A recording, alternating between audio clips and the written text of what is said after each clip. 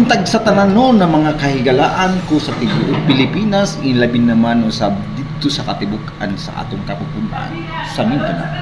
Ug labaw na sa tibuok kalibutan na makasabot niya atong lingwaheng Binisaya. So mga kaigsuunan no, daghan kaayo karon ang nikatag sa atong social media platforms nga diin sila nagaangkon sa matuod nga kaluwasan. Apan sa dihang ato silang pag-asosihon, sila nagahatag lang og pagpamakak aron kini makahatag og dakong disgrasya sa atong mga kalag sa umaabot nga mga adlaw. So paghisgutan nato karon kinsa bagayud ang tinuod na magaluwas kanato. Ang ato abang ginatawag na Misaya nga niabot og atong nailhan sa tibuok kalibutan karon. So ato kanang pagatukion. Ingon sa nakasulat sa Juan 5:43, mianhi ang Misaya dala ang pangalan sa iyang amahan, apan kini wala gidawat sa kadaghanan. Apan adunay miabot nga lain nga nagpaila nga mao kini ang pangalan sa atong Misaya ug kini mao ang gidawat ug giko sa tibuok kalibutan.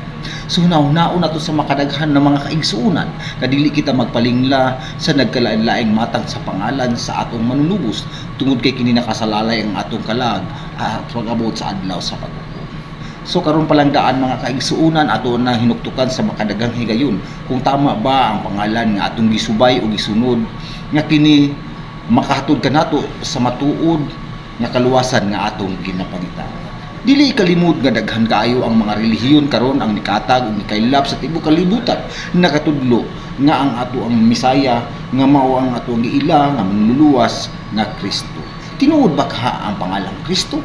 Atong tukyon ang mga kasaysayan o ipak-check nato kung Kristo ba gayud ang pangalan sa atong manunubos ug ato ang manluluwas.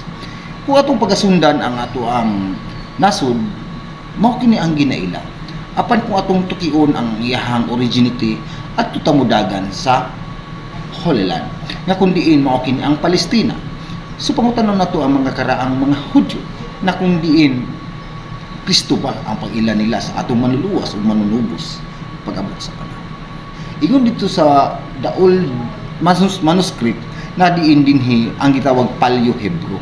So ang karaang alpabeto nga gigamit pa niadtong panahon sa mga Israelita.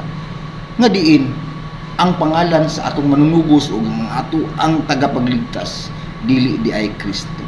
Ang pangalan ay Yahweh siya. So moingon ang uban, pariharang man siya Kristo or Yahweh siya or Yeshua. So dawaton ba nato na konsepto? No.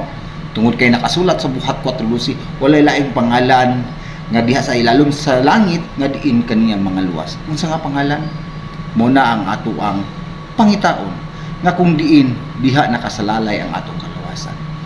Sa klaro na pagkaistorya sa Paleo-Hebrew na pagkasulat nga diin mao kana ang sinulatan sa ato ang gigikanan ng mga Israelita. Yahweh siya. So kung nagsimba ka sa pangalang Kristo, kita ang katumanan sa nakasulat sa Revelation 3:18 ug diyan naaninhi ang kaalam. We calculate the number of the beast, which the number of the man, which is 666. Mali yan, maling-mali yan. Pero kung basahon nimo ang old manuscript nga diin ang Biblia gikan sa Greek, ang Greek nagasulti nga ang symbol sa 6 gitawag mananap nga mapintas nga giingon sa Biblia sa English is 666 is dakong mali. Ang symbol X with upwell parang ganon, serpent sign at saka east or dollar. Yan ang nakasulat dyan sa old manuscript ng Greek na kinokopyahan ng English o anumang salin sa ating babasahing Biblia ngayon. So hanggat may oras pa at may mga panahon pa na dapat natong ilhon o pangitaon unsa nga pangalan nga diin diha kita maluwas pangitaon nato mga amigo. Ayaw mo pagpatuntuan ang mga nagpakunwaring mga pastor nga naakuno diha ang kaluwasan, ayaw mo tuo din ha pangitaon ninyo asa ang matuod kay nakasalalay ang atong kaluwasan sa iyang pangalan. Salamat sa mga naminaw ug nagatanaw.